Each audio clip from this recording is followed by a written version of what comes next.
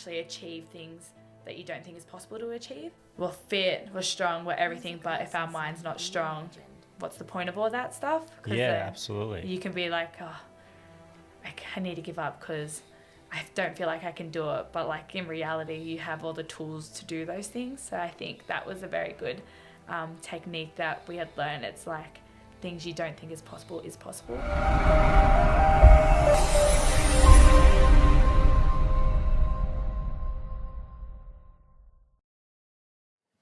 Welcome to another episode of the Path Talk Show. And today I have an extraordinary guest who is the 2022 Birmingham Commonwealth Games gold medalist, the 2022 Cape Town Rugby Sevens gold medalist. And she's also came second at the World Pacific Games, as well as representing Australia in the 2021 Tokyo Olympic Games. And she's striving for the next Olympic Games in Paris.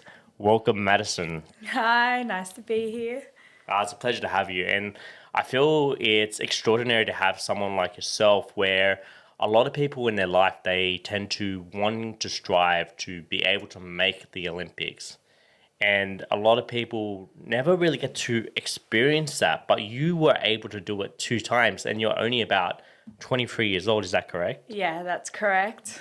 2 times not yet. What's it called? Tokyo 2021, the Olympics. You know, it was in the pandemic. So COVID, so everyone was talking about the 2016, how it was the most hectic thing, surreal thing. But in ours, we had like no one there, no fans, no nothing. We came into the tournament where it's like you're in for your tournament, then you're out straight away. So hopefully if I make the next one Paris, and our S&C sent a message today actually saying 100 days until we play our first game.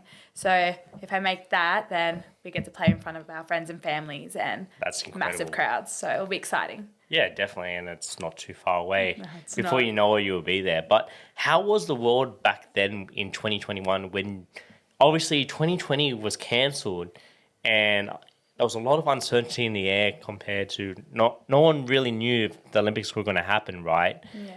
And when you were actually there, what was your experience being a part of that type of Olympics where there was hardly anyone Yeah. actually supporting you or everyone's watching you online? Because it's my first Olympic, I didn't really have any expectations, but leading into that tournament, we did a lot of like trial games against like internal against ourselves. So we always played in like little stadiums with like no crowds at all there at all. So kind of leading into Olympics, it was normal because, as you know, the pandemic went for so long. Definitely. So leading into that, it was quite normal and all that. But the village was hectic. The amount of athletes and all the countries there, that was like its own little, I don't know, own little world as itself. So I think that was amazing to see and witness. But when we were playing, it was just at the time normal. Oh, really? Yeah. Yeah, no, I just remember just watching it, but I felt like everything was normal besides everyone was like wearing a mask, but people were also just seeing their family, supporting them online, on TV. Yeah. So it was kind of strange for me, especially it being in 2021, and I'm Yeah. used to everything being 2020, 2024, 2028, and just being in a different type of year was kind of like a brain fuzz to me almost. Yeah. I think for me, because I was so young at the time, that extra year actually helped me a lot with the advantage because we had an older squad at the time. So a lot of those girls had planned to like after Olympics in 2020 to either retire or start their own families and stuff.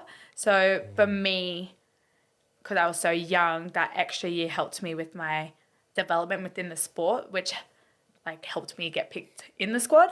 So it was quite a good thing. But yeah, it was a bit of a shock when that got cancelled because for the last like 3 years for me was just preparing for Olympics and something that you prepare for so long and then it suddenly is stopped and changed. It was a bit of a shock. Yeah, I can imagine that.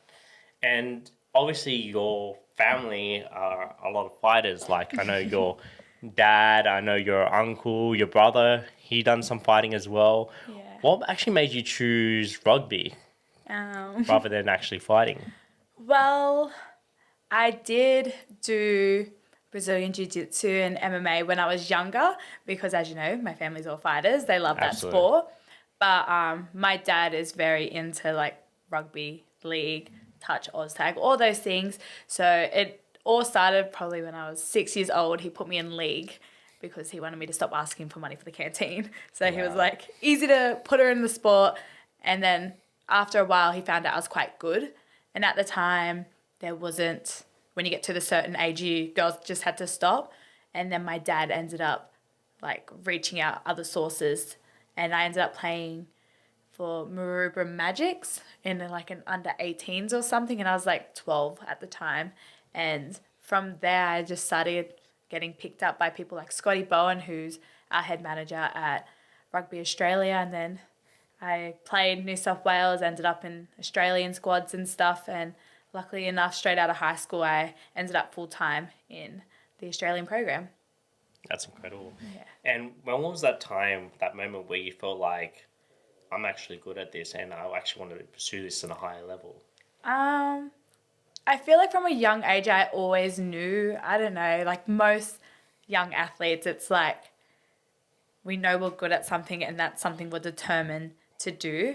And I don't know, for me, I've got a very competitive nature, so I hate losing and I hate it when other people are better than me, so I just had to always try and be the best. Yeah. So I think for me, I had to just keep going and never give up. And luckily enough, Rugby Sevens at the time, because did so well in the 2016 Olympics and won gold.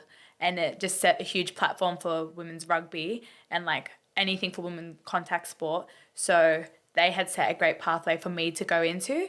And I think I joined that at a very like pinnacle time where it was a lot different to back in the day where the girls would talk about how they moved down from Queensland on probably less than 10K for a year and their families and friends helped. So they kind of built Rugby Australia Women's for us, for like my generation, for when we joined. So it's like an easy and cruisy pathway. So That's awesome. Yeah. So they would have had to go through a lot of sacrifices in order to help you pave the way to get to where you are now. Yeah, 100%. Like I still play with some of the girls who had to do that, like Charlotte Caslick, Shani Smale, and our assistant coach at the time, Emily Cherry. So I think a lot of thanks to those girls for doing that for us. That's incredible. And when did you decide you wanted to get into the Rugby Sevens? I think it was the blockage of the age for league. There was like no opportunities after that at that time for me to pursue in. So like I said, my dad ventured out and found rugby for me and he put me in that, and it was kind of just a bit of shift in dynamic and sports style, but that was the only option at the time, and I just wanted to play footy, and I ended up becoming good at that too. So that's incredible. It was great for just me. Naturally talented. No, I wouldn't say natural. I'd say my dad really helped me a lot with that. He put me in every sport possible with like touch, Oztag, all those things help with your skills. And he was someone that would like wake up at 5 a.m, try train me in the morning, would drop me off at school, pick me up from school, and then drive me an hour out to Manly or Cronulla to go train with like the best of the best. So it was like, he's a big person of like, you are who you surround yourself with, and like you won't get better if you're not training with people who are better around you. Yeah. I love that because like I understand the world you're in and the amount of sacrifice you need to make in order to get somewhere. And I feel having great parents that are quite supportive with your journey helps a long way in for you to be able to make certain things happen to achieve the goals that you've achieved. Because I know for myself, I, as a kid, suffered from dyslexia, had speech impairment, so I struggled to connect with regular people. Yeah. Right? And I felt I was introduced to wrestling with my cousin, who is currently going to the Olympics with you as well, which is awesome. And he introduced me to professional wrestling. And the wrestling I was looking to do, it wasn't it. Yeah. So I rocked up to my first session dressed up like The Undertaker. I had a black bandana, black singlet, black jeans, a chain, and I was wearing like gloves. And the coach was looking at me, he's like, Justin, what are you wearing? This is not fake wrestling. This is real wrestling. Yeah. But then I fell in love with the sport and I just stuck with it ever since. And from there, it was incredible because I felt personally, it was the first time ever I felt like I could be good at something. And training day after day, night after night. And I had my parents, like you're saying, your dad has been a main supporter in your journey. I was able to have my parents be able to support me and help pave the ways of the opportunities what I was able to achieve. Yeah. Right? And I know the thrills you would have had to be able to compete at the Commonwealth Games, the feeling of being there, seeing all the other athletes from Australia and also across the different countries as well. How was your experience going to the Commonwealth Games in 2022?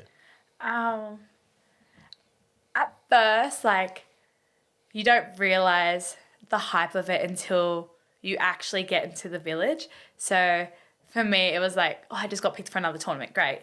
And then we had, like, I didn't expect the expectation of it to be like a mini Olympics. So when I got into the village with our team and stuff, and as you know, you go into your room and they've got all the suitcases with all your new stuff and everything. And we were with me and Faith Nathan at the time. She's always my roommate. We sat in the bed and we're like, oh my God, this is so cool. And then just walking around, getting to see all the other athletes, going up to the food hall where it has like a million options of different foods you could eat. It was just like a breathtaking moment. You just had to sit there and soak it all in. But I think the moment that made it so amazing for me was when we got out on the field and the stadium was full and you're wearing the Australian jersey with so much pride. And then, like, I know it's like you got a job to do. You got to make your family proud, make yourself proud, make your country proud, make God proud. So 100%. It was just amazing. It's a phenomenal feeling. Like, I know exactly what you meant, being there at the opening ceremony. Yeah. Wearing the suits, the nice boots we got was like incredible as well. I know my sister loves them. She wears them all the time. I still wear them for special occasions as well. Yeah. But I love the fact that we were in front of a large audience and we got to see things that I haven't seen in previous Commonwealth Games because I competed in the 2010 in India. Yeah. And we were waiting inside like a tight tunnel. Yeah. And we were sweating. It's like they had no air conditioner and you can feel the heat being in India. But it was a good change being at the 2022 Commonwealth Games where we're in a like athletic field and we're all just sitting down in our spot, just getting to know each athlete, swapping pins, and being able to be there and seeing the crowd gives you that unique feeling. Yeah. Where you can't get like anywhere else. Yeah. I think you're one of the lucky ones. Our team had to stay back in the little village. We couldn't because we were competing so soon. So we did the march around the village with all the athletes that were left there. Really? And I think even just that little march for us, we were all so happy and cheery just from that. Like, everyone was singing songs and stuff. Like, it was just an amazing feeling. That's awesome. Yeah. Because you're competing the next day, right? Yeah, I think we were. I can't remember, but it like didn't align to our training week schedule of like our process leading to a tournament. So that's like most, like even at Olympics, we didn't do any of that. We have a process and we stick to it. So if that doesn't align with that, we don't go, but we still get to enjoy the moments. Like at the Olympics, we still did the march together around the streets and everyone, I think, was singing We Are Australia? I don't know. Oh, We Are Australia? Yeah, We Are Australians. They were singing that song and we're just marching around, and I've got so many videos on my old phone because my phone broke. Oh, and wow. like everyone singing and screaming that, and it was so loud and it was amazing. That's incredible. Yeah. And what is your preparation when you go into being able to compete at the Commonwealth Games? Yeah. Right before because you competed like the next day or the day after, and I know you had like crazy schedules where sometimes you're competing at like 10 o'clock at night or midnight. Yeah. Yes and no, because we're tournament based, so we go over 3 days. So it just depends on the timings of our games. We can play real early in the morning, then real late at night, or we could play lunchtime, then 2 hours later. So it really depends on where you pan out on the draw. So you can never actually predetermine that, but we know within 3 days, block everything out. And it's the same leading in like a week out. It's like we get there, we rest, 2 days training, day recover, massages, one-on-ones, all those things, and then tournament. Wow. And what was your mindset being in there competing? I don't know. I'm a strong believer of like not letting it get into my head. Like our coaches always talk about like our bubble, just focusing on our bubble, nothing external out of it. So it's like whatever's in our bubble at the time, and that would be like us, our team, our coaches, and our preparation leading into the tournament. So I think when I get that down packed, all the external things doesn't really affect me. I just try to treat every tournament like it's the same tournament. I'm versing the same teams that I would verse any other day on a World Series tournament. So going into that, I just try to have that mindset. That's incredible. Yeah. It reminds me of this client I used to train, and he was like a spiritual teacher. And he introduced me to something called mind mapping. Yeah. And it's being able to set yourself up for the right like day, the perfect day for yourself, where in the morning, let's say if you're like, I know you're religious, I'll a big believer in God as well. I always give my first hour of the day to God and then focus on myself and being able to meditate, get myself into that right zone. So when I go out to work, I'm in that right space. So I don't have anything penetrating from the outside of my bubble, and I can focus clearly on what I need to do. Yeah. Is that something you kind of do when it comes to competing, or when you go to training? Is like you set yourself up for the day, or do you just do your own thing usually? My manager and my dad have been telling me to write things out. So that's kind of been like my thing at the moment, is writing checklists of things that I need to do for the day. And I feel like that's been a big help for me. So it's like knowing I've done everything that I need to do possible leading into a tournament type thing. But also like, I forgot what it's called, but the big golf tournament that happened, the Majors or the Masters, was it? I think it was the majors. Yeah, the majors. What's it called? And the guy that just won the green jacket and stuff like that. Sorry, I'm really bad at remembering. And my dad literally showed me last night. But he was saying the winner of that, he had something saying like, my identity's safe on the cross. So it's like knowing that whatever the outcome that happens, it's already been predetermined by God. So it's like nothing that you can change for that, as long as you do everything right in your power to do what you need to do. So I think that was a huge thing that reflected on me, is like going into tournaments, like knowing that I've done everything right. I don't know, it's already set in stone what's going to happen with God and stuff. So no, I definitely. think that's a huge thing. Well, if you're always putting in the work and you putting God first and you're trusting in Him, everything will work out the way it's meant to. Yeah. And I think that's something I usually put in my prayer, is like, you've already written my destiny and I trust in you, and whatever your will is, I trust in you. Yeah. And were you born and from there you grew up religious, or were you someone who over time started becoming more religious? I was born into it. I think more that's my mum and dad's pathway, was like they over time came into it. But for me, my other three siblings, we were like born in the church, like raised going there every Sunday. But it's only probably from high school, it's like been, because we're so busy with normal lives, I had a lot of sport on, like we stopped going every Sunday. But my mum and dad are still very big on like still reflecting that onto us, so we don't forget like what's important in life and Absolutely. things like that. Oh, that's awesome. And it's something I've been reflecting a lot on lately, is just especially building faith in God and being able to give my time by being able to go to church and understanding the Bible by studying it and just trying to build my relationship that way. Yeah. Yeah. It's amazing. Like 2 days ago, I was in my brother's room and like he's someone that is like still finding his way in life. Like he's very religious, but like I just said, he's finding his way in life, and it was quite a shock for me to see him have gotten his own little Bible. And he goes, when I have bad days, I just read it, and I'm like, oh, that's amazing. Definitely. Yeah. And when do you find yourself leaning into God, when you want to like seek for advice or just continue to build your relationship?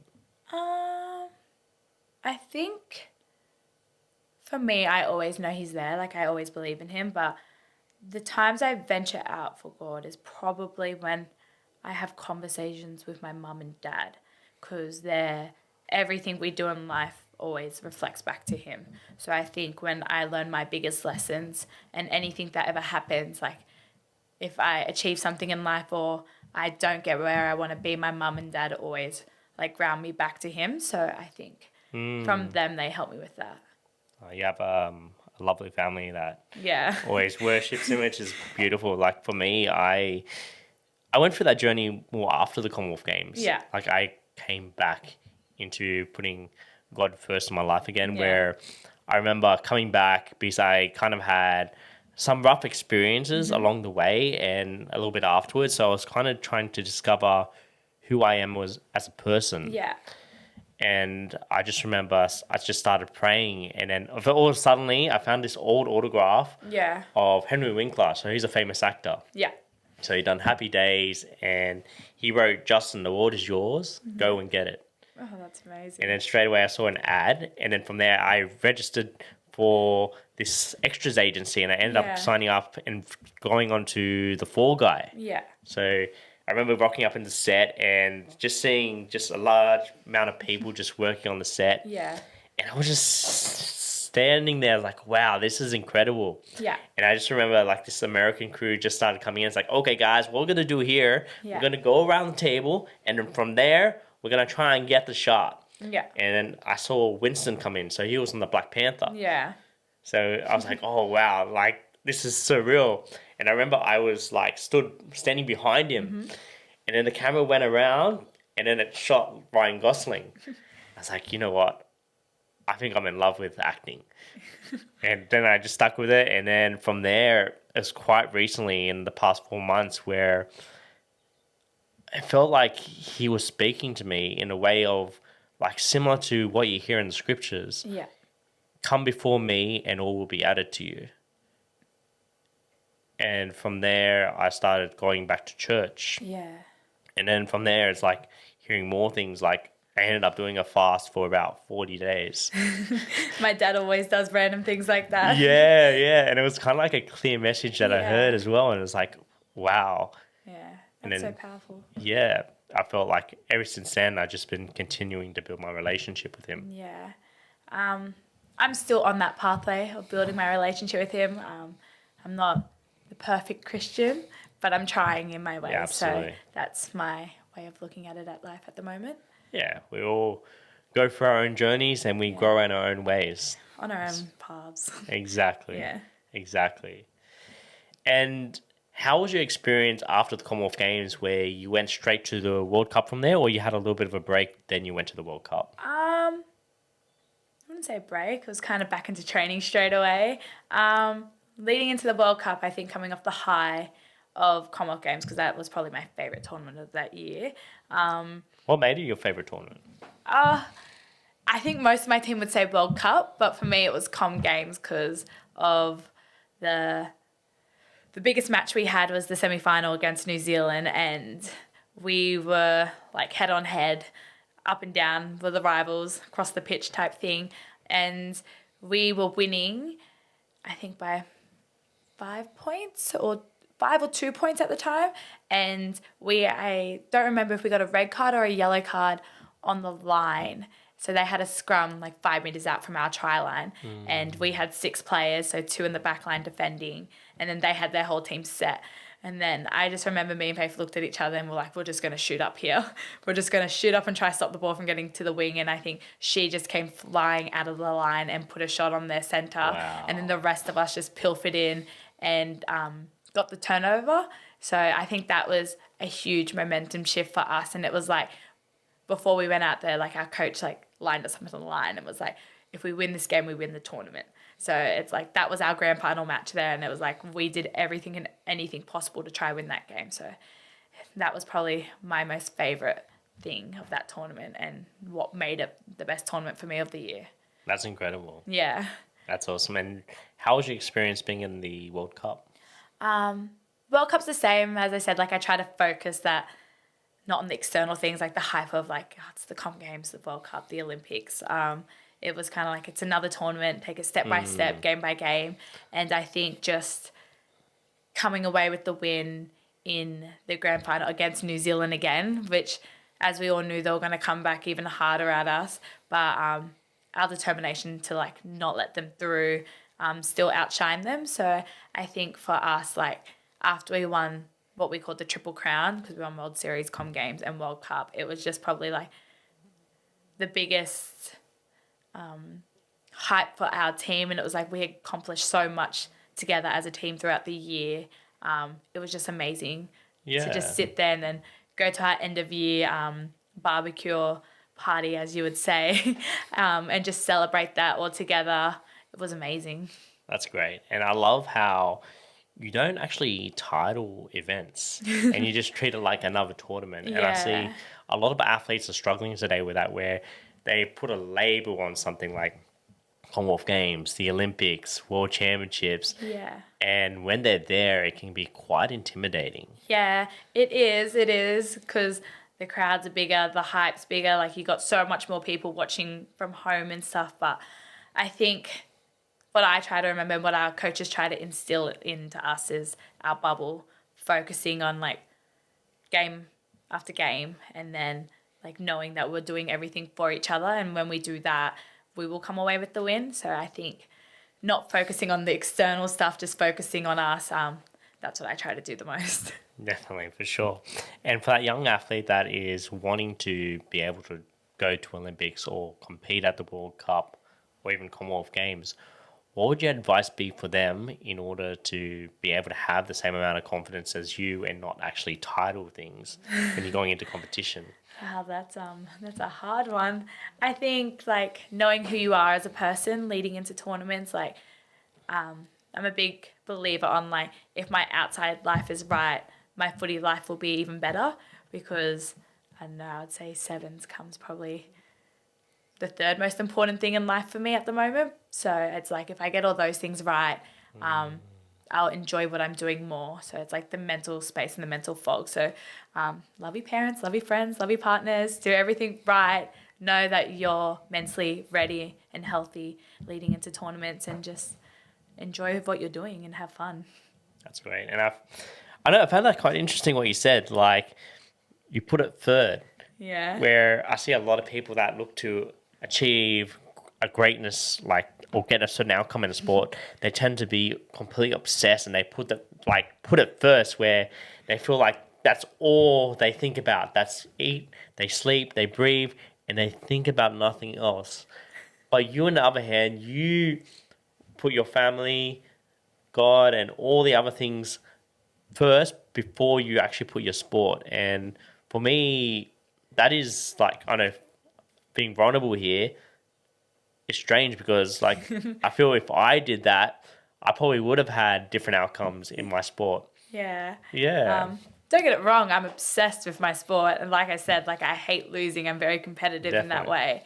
But for me, God and family and my partner are more important than sevens. And when that is right, I feel like that makes me play better as a player, is like knowing who I am leading into tournaments and knowing that I have that support and love behind me just makes me more confident as a person leading into those things. And it's like, as you would say, like you're only as good as your last fight, and like it's only you and your opponent against one another in the ring or the octagon or whatever you call it.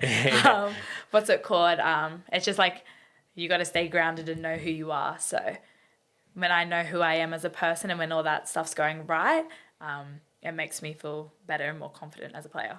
Oh, that's great. And I feel as well like it's important that we have, like we were speaking about before, a supportive family but also great teammates and a Yeah. great coach that can mentor us and can guide us, because we go through so much blood, sweat, and tears. And I just remember a lot of like times just breaking down in tears, thinking, "Oh man, I don't know if this is going to work out for me." And Yeah. you have like You great play moments and doubts. You do a lonely sport. It's a very lonely sport. It It's is. you against everyone, basically. But for me, I'm very lucky. I have a team of wonderful girls. Like, they're my family away from home.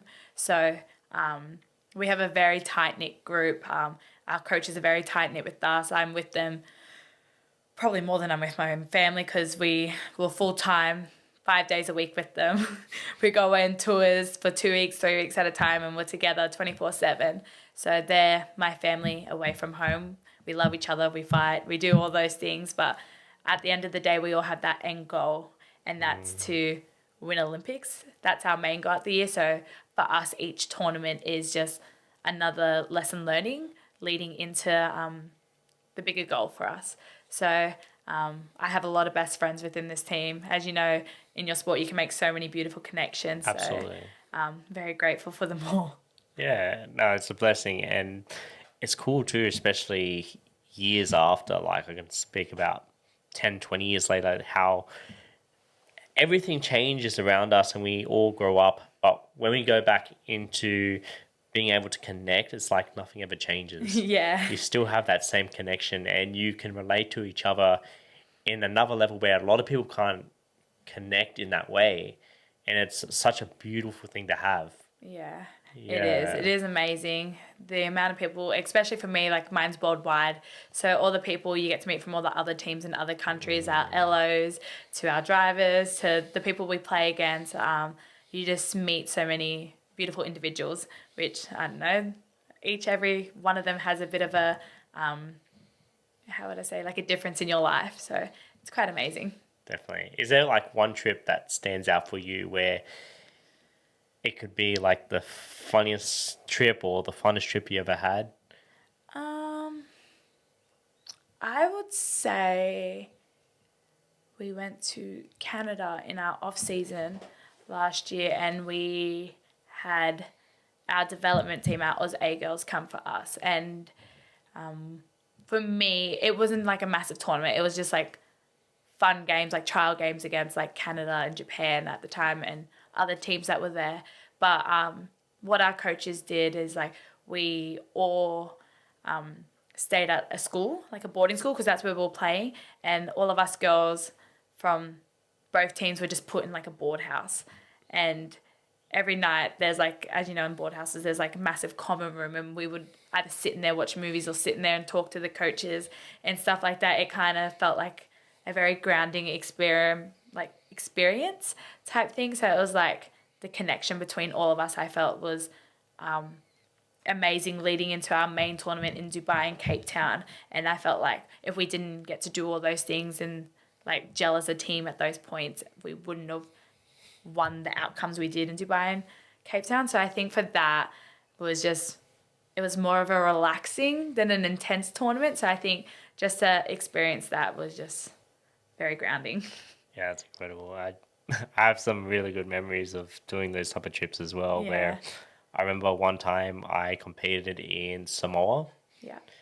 And this was like after the competition, so we ended up wanting to go to McDonald's, right? So it was my sister, there was another female wrestler, and my cousin. So we were all catching a taxi. Yeah. And there was this big Islander guy who loved Justin Bieber. Yeah. So he was playing the song Baby, and he was singing to it, and I was like, you know what? We'll just sing it with him. Yeah. Like, oh my gosh, you guys are the best. You know what? Don't worry about paying. We love you guys. Thank you so much for visiting here. And just having moments like that is just such a privilege, and you just embrace every single moment like that. Yeah, those are amazing moments with people like that. What's it called? I'm trying to think now off the top of my head, sorry. Yeah, it's all right. We were in Cape Town, I would say, and we had LOs there. Natasha and Howard is like the most supportive LO we have ever had. Every tournament we play, even though it's not in Cape Town, he still messages our coaching staff saying he watched every single game and how much he loves us girls. And when we go there, he treats us like, well, his daughters type thing. So like if we need to go to the shops, he'll walk with us to the shops. If we need to go to the pool, he'll come and sit with us at the pool. Like people like that make playing sevens worthwhile because like the connections you can make through it is just amazing. So definitely. he's like my dad on tour when I go to Cape Town. Oh, really? Yeah. Oh, man. I remember when the wrestlers went to, where was it? South Africa at the time. But the time they went was the time when Nelson Mandela passed away. Oh, wow.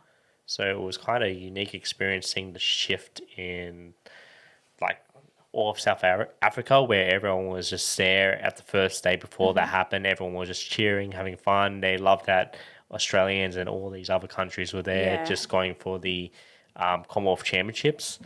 But once that happened, you saw a major shift in like the world. Yeah. In South Africa, especially someone who was as influential as Nelson Mandela. Yeah, the people there are beautiful too, and they're always so happy and cheery. So Yeah. that would have been a bit of an experience for you guys. It was, definitely.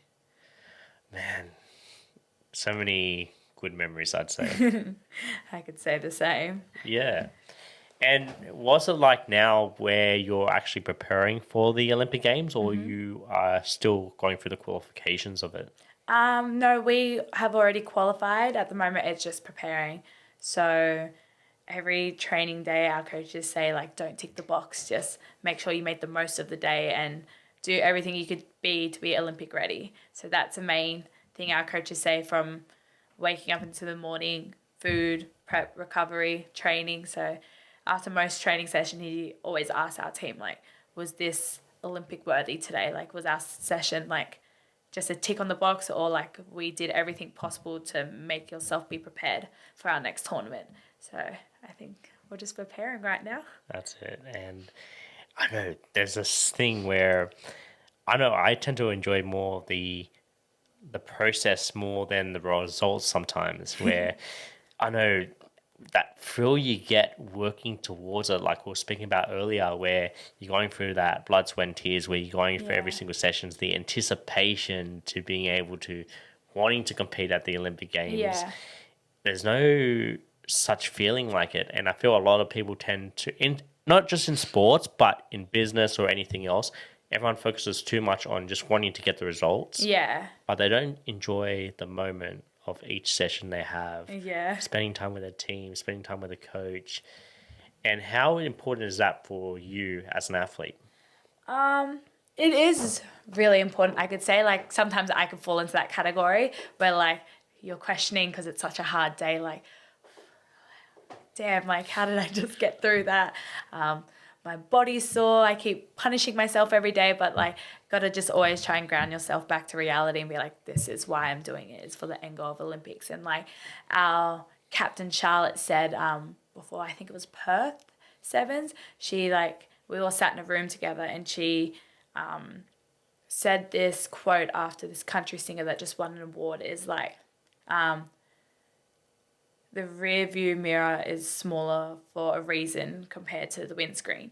And it was like, the windscreen is like what you're looking at, what you're going towards, your goal you're going towards, and the rear view mirror is everything that you've done in the past. So she was just saying, like, it's smaller for a reason. It's not the bigger reason of what we're looking at. So she goes, like, it's always good to have that and reflect on those moments, but it's like we're always looking forward. So I think that was a big thing. It is a huge thing at the moment within our team. It's kind of like not dwelling on the past, focusing on why and what we're trying to achieve. So yeah, it's great. I know it just kind of made me think of that quote just there, where if you think too much in the past, you become depressed. Yeah. But if you focus too much in the future, we tend to become anxious. Yeah. It's important to just be in the moment. Yeah. And focus on what's ahead of us. Yeah, 100%. Like, we have a sports psych at the moment, and he comes in and helps us, like group sessions, individual sessions, and sometimes he comes on tours with us and travels with us. And the biggest thing what I took out of what he was telling us was at night times before a tournament, sometimes you can't sleep or you're agitated and stuff, and in your head you're going over every possible play or movement that could happen. And then he's like, why are you doing that when it hasn't even happened yet? Like, you can't focus on the outcome. You just got to prepare yourself for anything that's going to happen. So I think it was like, stop trying to focus on what you think's going to happen and prepare for what you are going to do type things. So I think, like, I'm very guilty of it before not like before a tournament. I reckon before finals days, I always lay in bed at nighttime, can't sleep, because I'm thinking of, oh, I've got to make this tackle tomorrow, going to score this try, or what happens if I miss this tackle, all those things. And it's like, kind of like, you have to bring yourself back to reality again and just be like, it hasn't even happened. Go to sleep, focus on it tomorrow, and just reset type things. It's like easily said than done. Yeah, it is easily said than done. And that's why we have a sports psych, where it's like, he helps us with like tools to try and like focus on the right things. Yeah, and what has been the greatest tool that has worked for you that he's taught you? Or tools, I should say. I told him one time, was like, my dad always says to me, like,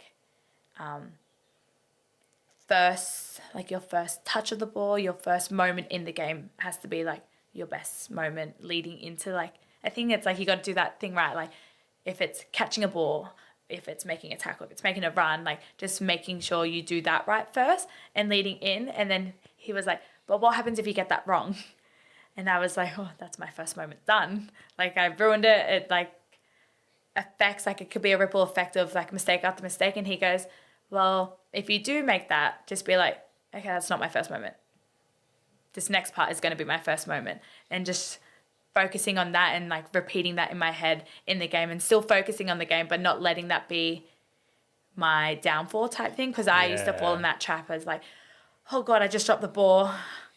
I'm under stress, under panic. And he was like, no, don't think like that anymore. Just think, if that does happen, swipe it. Okay, what's my next first moment to do? Everything I do in a game, that's my first moment. So absolutely, I think that's something he's really helped me as an athlete focus on leading into things. And I can be a leader within our team. So he also tries and helps me with, like, when players are down, like, venturing out and asking them, or like not even like asking them what's wrong, just tell them like what they're doing really well at the time, instead of making them open up type things. It's just like, hey, you trained well today, things like that. And it's like helping your teammate change their negative mindset about themselves. So I think those are the main tools he's really helped me with.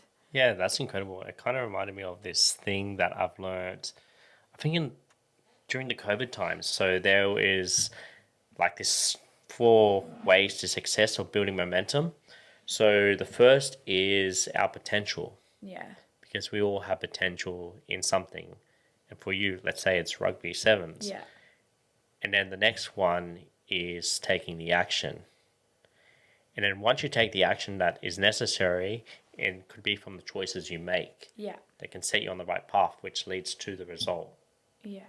Right. And then once you get the result, and then from there, I can't remember the 4th one, sorry.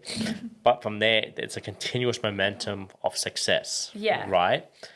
And from there, if we continue on that path, it can help us get to the right destination. Or if we don't believe in, that's the first one, sorry. It's belief, potential, actions, results. Yeah. If we do not believe we can do something, we won't tap into our potential. And if we don't tap into our potential, we won't take the action to be able to get the result, and we start going through a backward spiral. Yeah, wow. Yeah, it was like one of the most eye-opening things I've ever seen, because I know, like, even the way you just said that, I was just like, that's very true. Yeah, it's true. It's so true. And I can connect to exactly what your sports psychologist was telling you, because I used to see a sports psychologist as well. Yeah. And he taught us the importance of meditation. Yeah. And being able to drop like dead weight. Yeah. So he used to do this thing with us where we were meditating. If he was able to lift our hands up with the pinky, we weren't deep in meditation. Yeah. So he was trying to train our muscles to completely relax. And this sports psychologist used to work with the Olympic swimmers. Yeah. And then once he was able to do that, he was able to be able to set the right musics for, like, when you wake up in the morning, Yeah. when you go to the competition. Okay, right before you start warming up, you'll be listening to this. Yeah. And then from there, it's just being able to rewire your mind to be able to set yourself on that right path so you can just go out there and compete. Yeah, that's like a drill he did with us. We had a string, and I don't remember if it was like we had something tied to the bottom of it. It might have been a nail or something, and we just had to hold it like that and just stare at it. And then he was like, "Okay, now draw a circle with it, but don't move your hand." And like he was like, "It's like the power of the mind." And we were all focusing so hard, and then we all ended up drawing circles with it. Like it's muscle within your hands that you don't even realize you're moving, and then from that, it's like you can actually achieve things that you don't think is possible to achieve. So doing that was quite surreal. We were all there, like he's like, "It's not a party trick. Don't go out there, show people at parties and stuff." And we were like, "This is actually so cool." And it's like, tell your mind to tell it to stop, and it would stop, and things like that. Honestly, it's like a drill that I've never done before, but it was like a piece of string and I'm like, this isn't no trick. It's like literally my mind is telling my body what to do. So like it's the power of the mind. Like that's where I think is a huge thing with athletes. It's like we're fit, we're strong, we're everything, but if our mind's not strong, what's the point of all that stuff? Yeah, absolutely. You can be like, oh, I need to give up because I don't feel like I can do it. But like in reality, you have all the tools to do those things. So I think that was a very good technique that we had learned. It's like things you don't think is possible. Absolutely. The choices we make sets our destination. Yeah. So each choice we make can be leading to this destination, or the right choices we make can lead to this destination. Yeah. So it's just depending each choice we make along the way to be able to get to a certain outcome, right? Yeah. And I don't know if you read this book. It's called Think and Grow Rich. No, I haven't read it, but I've seen it. You seen it? I've seen it. Oh, one of my friends, I met him a long time ago. His name's Chris Brown. Yeah. He was on that. Chris Brown. Not Chris Brown. Just had the same name. Yeah. But he was like a podcaster as well. Yeah. But based out in Queensland. Yeah. But I like this one theory in the book where it was talking about the laws of vibration. Yeah. And how it actually works. And they were doing like these case studies where they put a hole in this like war, and they were focusing on getting a bunch of people to have this certain idea on the war that they wanted to achieve. And apparently like the accuracy of law of vibration is quite accurate from what we're saying in the book. But I would love to be able to get more into depth with that and truly understand how the mind works and how the law of vibration, the law of attraction works. Because I feel it's real, because I know at a young age, at 14, I remember I used to write down all my goals, right? And I put it away and just focused on training. Yeah. So I just trained, and every training session I knew I was progressing. Yeah. And then from there I started competing. And then when I read that when I was 21 years old, I ended up accomplishing 96% of what I've written down in the book. Wow. That would be cool. That would be cool to look at. Yeah, definitely. And I feel that's the power of a law of attraction and just having faith. I think that kind of signals to God of what you want and what you'd like to achieve. Yeah. And it's just being able to take the action, which is the most important part, to be able to set yourself on that right destination. Yeah. Having pure faith in God, and the universe will provide. Yeah, that's strong. That's very good. Oof. Maybe I should start writing out all my goals and look at it soon. Yeah, definitely. It's something that I know I can go back into from time to time again. Yeah. I feel it's something we can all look to get into, is being able to set goals and there's this thing interesting, creating systems for those goals to be able to achieve it. After my last tournament, I got red carded in the first game, so I was out for 3 of the games leading into it, and it wasn't my best performance, but it wasn't my worst performance, and I was very disheartened by that, because I had a good training prep leading into it, and then, as you might know, like, you do one wrong thing in a game and that determines your outcome for the rest of the tournament. So when I came home, I sat down with my dad and I was like, what do I do? And then he was like to me, write out a weekly goal every week and write out what you want, like your goals within a tournament.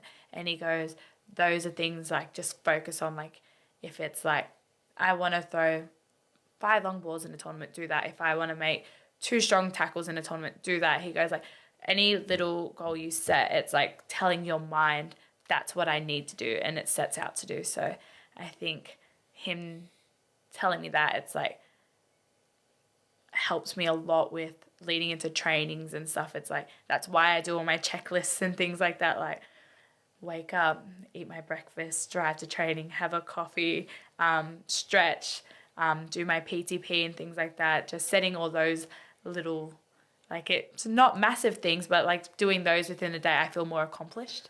Oh, absolutely. And I think that's a lot of things. That's one thing we all neglect, actually, is we tend to just see the bigger picture, but we don't focus on the small things. Yeah. And just the small thing of like waking up is like a privilege and a blessing.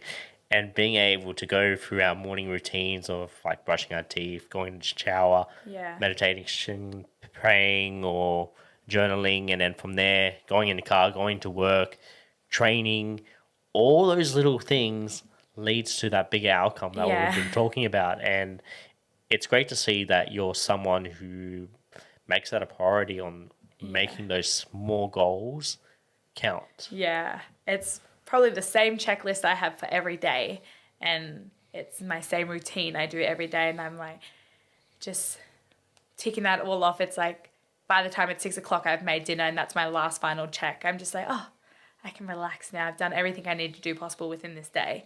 So I think that is a very good, what would I call it? Like, it just releases all that mental fog and I can actually relax. So I think that helps me a lot. Yeah, that's the best feeling. Yeah. I just know every time that happens, we're like, oh, you know what? I might go watch a movie now. Yeah. It's like you can just relax and know that you've done everything you need to do. And yeah, you feel quite accomplished. Yeah. It's kind of also not getting in that, like, I would say a lazy mindset type thing, because like sometimes after training I'm just like, I just want to lay down, but then I'll look at my book and I'm like, no, I have to do my washing, I have to prepare my lunch for tomorrow, got to cook dinner, all those things. I was like, go see mum and dad, even though they live right next door to me, just little things like that. I'm just like, okay, I need to get that done, because then I just know I've done everything I need to do. No, that's awesome. And when you're older and you're done with all this, what is one thing you'd like to be remembered by? That's a good one.